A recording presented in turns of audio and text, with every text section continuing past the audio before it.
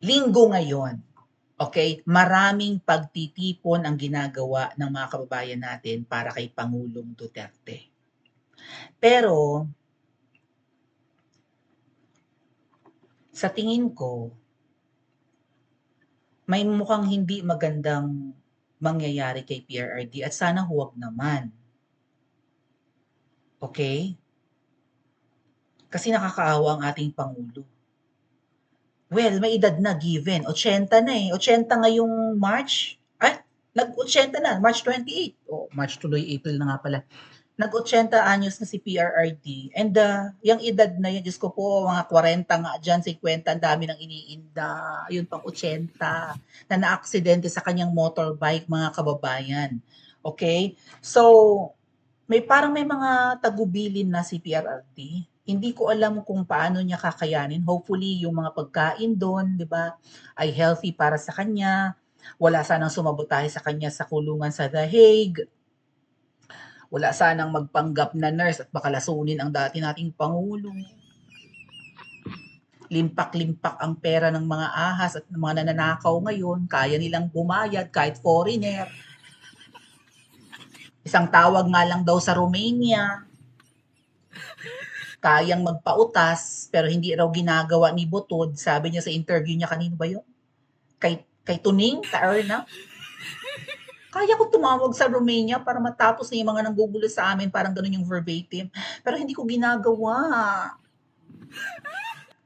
O, di ba, naghihint siya, kaya niyang tumawag sa Romania. Kahit sino, kaya nilang i-hire kung gusto nilang likidahin ang dating Pangulo.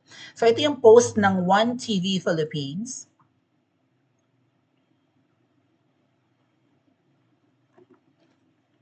Basahin natin ha. Sabi daw ni Pangulong Duterte, I want to die in my country. So ibig sabihin, nagsusumamo ang ating Pangulo. Mga kababayan, pati nga ngayon mga aso nagkaano na, pati yung mga aso ipaparada na ngayon. Para lang, di ba? Merong Dog 30 dog walk for Tatay Digong. Ang mga aso ipaparada, I think, in Iloilo. At ang mga dog owners, ipaparada nila yung mga alaga nila, bibihisan nila ng kulay green. Sila magbibihis nila. Ngayong araw yan, mga kababayan. Alas 5, 4:20 na ba sa Pilipinas? Alas 5:30. Isang oras mula ngayon hanggang 6:30, ang mga nasa University of San Agustin, ang mga magsasama-sama ng mga dog owners ay pupunta sa Esplanade na malapit sa University of San Agustin hanggang Molo Esplanade. Ang alam ko, ang Molo ay Iloilo yan. May Pansit Molo, di ba? May apelyido ring Molo. Oh. So I think Iloilo yan. San Agustin, there's a university in Iloilo City. Shout out po sa mga Bisaya. Dira sa mga Ilonggo, dira daw sa Iloilo, salamat po ng marami kung meron kayong pa-dog walk para kay PRRD. So bibihisan nila ng kulay green ang kanilang mga alagang aso, sila magbibihis din ng kulay green, magpaparade sila mamaya an hour from now. Okay? So shout out po sa tanan-tanan ng mga Ilonggo dira mga taga Iloilo, damo gid salamat sa inyong effort for your Dog 30 dog walk event ngayon kasi ang mga taga Manila wala tayong asahan. Na-infiltrate na ng double agents ang mga taga Manila, wala na. Lampa na nga, wala namang ganap para kay PRRD ay linggo ngayon. Hello, Manila, hello. Dinaig, kinperde pa kamo sa taga Iloilo, bisan ido nila, iparada nila. Subo nga Domingo, nagaano ka mo dira sa Manila, how nga, ano natabo sa inyo? Na-infiltrate na kayo ng mga ahas ng mga double agents. Well, siguro masama rin ang loob ng mga taga Maynila kasi kahit gigil na gigil sila, binubuhusan sila ng tubig ng mga ahas. Walang-wala, no? Tingnan mo itong mga taga Bisaya at taga Mindanao, even yung mga taga Europe, andoon araw-araw sa labas ng ICC, sa The Hague. Nagsasama-sama, pinupunta ni na Spoke Sari Roque, ni na Ate Maharlika, lumalabas din sina VP Sara, tsaka yung sina Hanlet at Katie, si Maris Umali nandun. Hoping na may makuhang mga scoop ng balita, di ba? So ito nakakalungkot mga kababayan, ang Manila inutil, wala na na-infiltrate na. Yan po yan ang katotohanan. Na-infiltrate na ng mga makakaliwang grupo ang Maynila or ang mga grupo dyan sa Maynila. at dyan sa Katagalugan. Kaya shout out sa mga ipaparada miski kanilang aso, maipakita lang sa Kabisayaan, I think that's in Western Visayas, no? Itong Molo Esplanade at saka yung sa Esplanade sa may ano ba yun, University of San Agustin, eh shout out sa inyo kasi nag-e-effort kayo para kay Pangulong Duterte. Iba ang pagmamahal ng mga Bisaya at ng mga taga Mindanao kay PRRD. Ito namang mga taga Maynila, hindi natin sila masisisi na brainwash na, nasasabotage na sila. Kumusta ang signal? Okay pa ba? Baka na po, nasasabotahe na sila ng mga ahas. Yung mga ahas na napakararami. Okay, nabanggit na natin yan kagabi.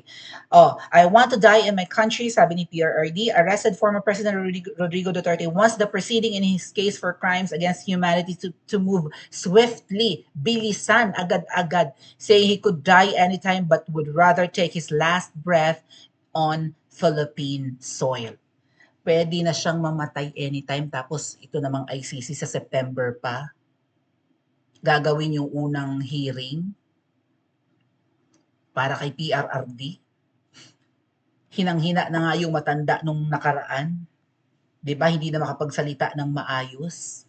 Tapos paaabutin pa ng Setyembre, 80 anyos na 'yan. Na-aksidente na sa motorbike niya. Nakita niyo kung gaano kalakas ang katawan ni Pangulong Duterte nung nangangampanya pa lang siya bago siya umupo. And even nung nakaupo siya. Pero nung natapos na nung 2022 yung kanyang 6 years term, iba na. Nanginginig-nginig na si PRRD, nakatungkod na. At yung araw na binitbit si PRRD, huwag yung kalilimutan ng petsa, March 11. Mag-iisang buwan nang nakakulong at nakidnap ang dating Pangulo. Mahina na ang katawan, nanginginig na rin ang boses. Ang isip lang ang matalas kasi matalinong tao si PRRD.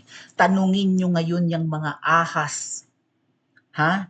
Sa kung saan-saan, tanungin niyo yung mga double agents, yung mga pinaghihinalaan yung double agents, mapa-vlogger, mapa-politiko, mapa-leaders at members ng malalaking grupo, tanungin niyo, ano ang game plan nila para mapauwi si PRRD? Ano ang action plan nila para manawagan ng gusto at yanigin ang magnanakaw administration at yanigin ang adiktador para mapauwi si PRRD, itanong nyo. Baka ang isagot sa inyo, patapusin na lang natin ang election, patapusin na lang natin ang 2028, sa 2028 ang totoong laban. Sa 2028 pakikilos ang mga mambubudol na yan, na nagkukunwaring mga Duterte supporters, ayun, nabit-bit si PRRD. Ako na nga nagsasabi sa inyo mga kaate at kuya, hindi tayo hahantong sa pagkakakidnap kay PRRD kung wala yung mga ahas na yan. Na i-vlog ko na rin kagabi, kahit sa opisina ni VP Sara may ahas. Hindi natin yan dapat pag-usapan, hindi natin yan dapat ibulgar para magpanik ang mga ahas. Kasi ang sabi ng mga bodolero at bodolera, mga double agents, hindi natin dapat pinag-uusapan yung mga double agent, mga ahas-ahas na yan. Kasi nakakasira yan ng ating magkakawatak-watak tayo. Ulul! Nasa bibig po, maririnig nyo sa bibig ng mga mambubudol na nagkukunwaring Duterte supporters na sila ay mga mandoloko lang. Tanungin nyo sila kung ano ang gagawin nila, kung ano ang action plan nila. Paano natin mapapauwi si Pangulong Duterte sa Pilipinas? Ano ang balak nyo? Ano ang balak ng grupo nyo? Ha? Ano ang gagawin natin? Saan tayo magtitipon-tipon para yanigin ang adik at baguhin ang isip at desisyon ng kriminal na yan? Baka sakaling may magawa pa siya. Mga kababayan, dapat habang tumatagal, dapat lalo tayong nagagalit.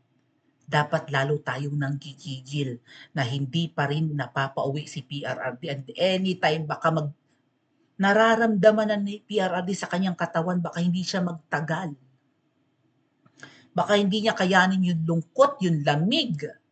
'Di ba? Kahit masayahing tao yun, kahit na nagkakaroon na ng kaibigan dun sa kulungan sa daig, baka hindi niya kayanin ang lungkot.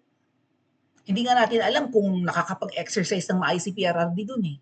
Hindi nga natin alam kung naaalagaan. Hindi lang dapat dependent sa pagkain. Kaya nga nandun yung asawa at anak niya eh. To monitor kung paano siya pinaiinom or ano ang iniinom niyang gamot bukod sa pagkain, kung nakakapagpahinga ba yan ng maayos. Okay? Kung bata-bata, pwede mo pang sabihin kakayanin niya ng kanyang spirit, ng kanyang katawan lalo, no? Even ng kanyang emosyon, ng kanyang puso at kaluluwa, yung ganong sitwasyon through meditation and whatnot. Si PRRD may mga iniinda sa katawan. Mga kababayan, iba umatake ang lungkot ha.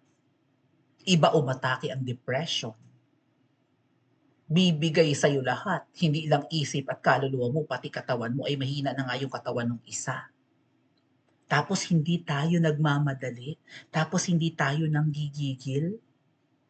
Tapos wala tayong gagawin. Kumusta kayo dyan sa Maynila? Anong ginagawa niyo? Tulog pa rin kayo? Huwag kayong magpalason sa mga ahas. Pag may sinabing huminahon kayo, pag may nagsabi na ang totoong laban sa 2028 pa, o kaya patapusin muna ang eleksyon, baka mamaya hindi na naabuti ng eleksyon si PRRD. Ha? Napakaraming possibilities na pwedeng mangyari, lalo't may edad na ang dating Pangulo. Kailangan kumilos tayo agad-agad. Pagtitiisan natin ang kademonyuhan ng adik na yan hanggang 2028? Pa-comment po sa comment section at mag-like and subscribe din po kayo.